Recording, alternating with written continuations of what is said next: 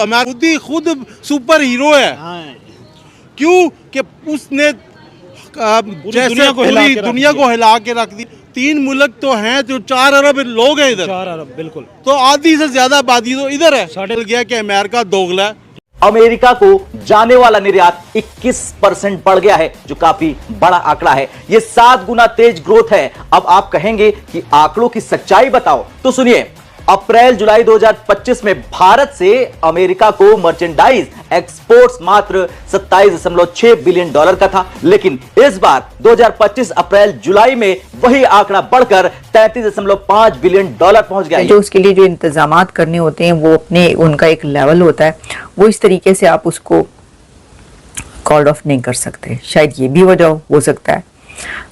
और एक और वजह हो कि देखिए जो ट्रेड टॉक्स है वो मामला है गवर्नमेंट का, वो गवर्नमेंट्स के बीच होती है बात ही नहीं मानते। आपका ग्रेट पावर एम्बिशन है, आप विदाउट अलायंस कर ही नहीं सकते। आप स्ट्रेटेजिक इकोनॉमी की मल्टीपोलैरिटी की बात करते हैं, आप बाइपोलैरिटी को जो है वो की बात करें। आप चाइना की कंपटीशन में हमारे साथ खड़े हो।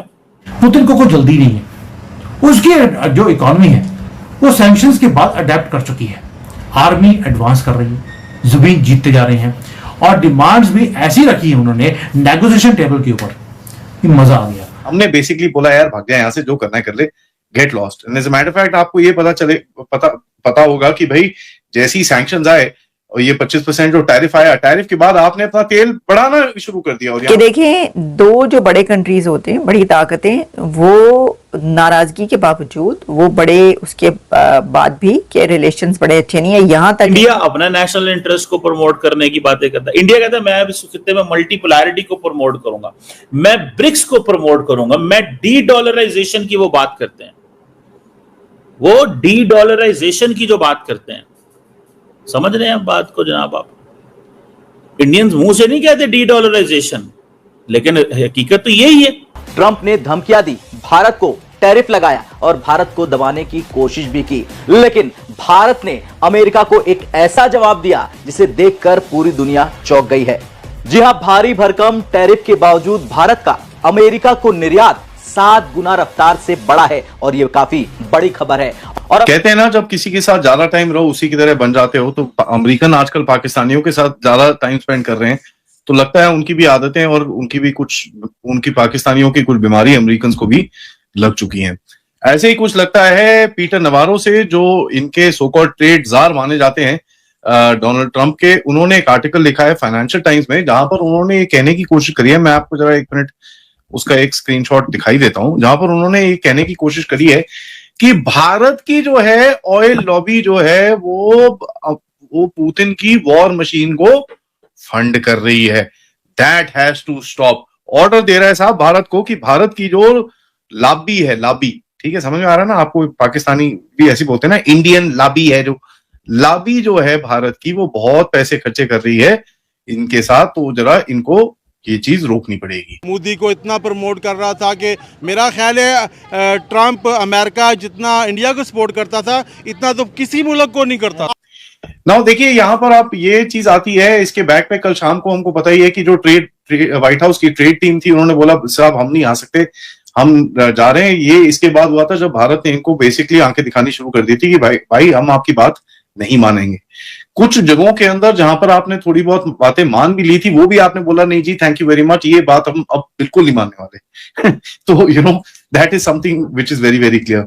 इन लोगों ने हमको एक बड़ी क्लियर मैसेज देना शुरू किया कि साहब आप रशिया से तेल लेना बंद करिए, ऐसे प्रॉब्लम हो जाएगी। हम लोग अपने आप को ये चीज नहीं कर सकते, ये हम दिखा नहीं सकते कि हमारा सबसे बड़ा पार्टनर रशिया से तेल ले रहा है, ये हमारे लिए बड़ा गंदा है। बड़ी सारी सॉफ्ट स्टोरी सुनानी शुरू करी। हमने बेसिकली बोला यार भाग जाए यहाँ से, जो करना है कर ले, get lost. And as a matter of fact आपको ये पता होगा कि भाई जैसे ही सैंक्शंस आए और ये 25% जो टैरिफ आया, टैरिफ के बाद आपने अपना तेल बढ़ाना शुरू कर दिया। और यहाँ तक ये भी पता चला है कि, और real time ship tracking data से काफी चीजें से ये जो पता चला है, जो वेस्टर्न मीडिया आपको बताएगा नहीं, वेस्टर्न मीडिया वो no they have reduced this, कुछ घंटा रिड्यूस नहीं हुआ, we have actually taken up the oil purchases. Navarro ने बोला क्या? नवारो कहता है भारत बन चुका है global cleaning house for Russian crude. कहता है कि ये डिस्काउंटेड प्राइसेस में खरीदते हैं, बड़े बड़े जहाजों में यहाँ लेके आते हैं, उसके बाद अपने आप साफ सफाई करके एंड एक तो रशिया की बैंक रोल एफर्ट करते हैं, उसके बाद साले दुनिया को भी भेजते हैं। उसके बाद कहता है देखिए ये बिल्कुल भी नहीं हो सकता, अगर आप हमसे टेक्नोलॉजी ट्रांसफर मांगते हो तो आपको ये यहां पर एक हिंट दे रहा है कि साहब हम आपको टेक्नोलॉजी नहीं ट्रांसफर करेंगे। उसके कहता है जी हमने तो एक पॉलिसी बना ली है, 25% टैरिफ तो हम आपको लगेगा, हम आपको देख लेंगे। ये चीज बिल्कुल भी ठीक नहीं है। एंड में उसने ये भी बोला कि देखिए साहब हम यूएस की डिफेंस टेक्नोलॉजी तो आपको दे नहीं सकते, ऐसे हम मतलब ऐसे भीख मांग के भी खड़े, दे दो भैया कुछ तो टेक्नोलॉजी दे, कोई ऐसी बात नहीं है। कहता नहीं कि हम आपको दे नहीं सकते, क्योंकि क्या होगा ना, आप चाइना और रशिया के साथ इतना टाइम बैठते हो और हमारे लिए बड़ा रिस्की हो जाता है। अच्छा वो रिस्की नहीं होता जहां पर चाइना तुम्हारे F-35 के लैंडिंग गियर के एलॉयज बनाता है, वो रिस्की नहीं है, लेकिन भारत तेल ले लेता है तो काफी रिस्की। बात सिर्फ ये है दोस्तों कि जो डील पुतिन को चाहिए थी, इसका लबोलुबाब यही है कि पुतिन को जो डील चाहिए थी वो पुतिन को मिल गई। तो इंटरनेशनल रिलेशन देखिए ऐसा है, मित्रता अलग अलग, मित्र एक वर्ड है जो कई ट्रांजैक्शंस के लिए उसके जो कंटेंट है वो वेरी कर जाते हैं। आप अपने हस्बैंड की भी, मैं अपने वाइफ का भी मित्र हो सकता हूं, मैं अपने कलीग का भी मित्र हो सकता हूं, मैं अपनी माताजी का भी मित्र हो सकता हूं, मैं अपने जो स्टूडेंट्स हैं उनका भी फ्रेंड हो सकता हूं। मैं मित्र सबका हूं, मगर जो मेरी वाइफ के साथ ट्रांजैक्शन होगा, जो मेरी गर्लफ्रेंड के साथ ट्रांजैक्शन होगा, जो माताजी के साथ ट्रांजैक्शन होगा, वो अलग है। लोग कहते हैं कि भाई माँ और बेटा एक समय के बाद फ्रेंड बन जाते हैं, वो फ्रेंडशिप और दूसरी फ्रेंडशिप के कंटेंट दूसरे होते हैं, बट द वर्ड इज मित्र। उसी तरीके से इंटरनेशनल रिलेशन में जो मित्रता होती है वो आपकी मित्रता वो नहीं होती है जो सोशल फ्रेंडली होता है कि भाई दोस्त के लिए जान देते हैं। ये मित्रता नीड्स की होती है, ये मित्रता इंटरेस्ट की होती है, ये मित्रता अपने जो देश के जो हित होते हैं उनके लिए होती है। तो जैसे जैसे हितों के का टकराहट दूसरे तो होता जाएगा, मित्रों के समीकरण बदलते जाएंगे। यहाँ पे कोई किसी पे अगर आंख मूंद के भरोसा कर ले कि हम चाइना आज मेरा मित्र हो गया, आप चाइना हमारे लिए अपनी जान, ये तो नहीं सर, ट्रस्ट तो नहीं आ सकता ना। और कहीं ना कहीं सर चाइना का पाकिस्तान के साथ जो दोस्ती, तो खैर मैं नहीं कहूंगी, हमारे यहाँ से दोस्ती कही जाती है, लेकिन जो रिश्ता रहा है या जिस तरह के टर्म्स रहे उसको देखते हुए भारत पूरी तरह से चाइना पे ट्रस्ट तो नहीं कर सकता।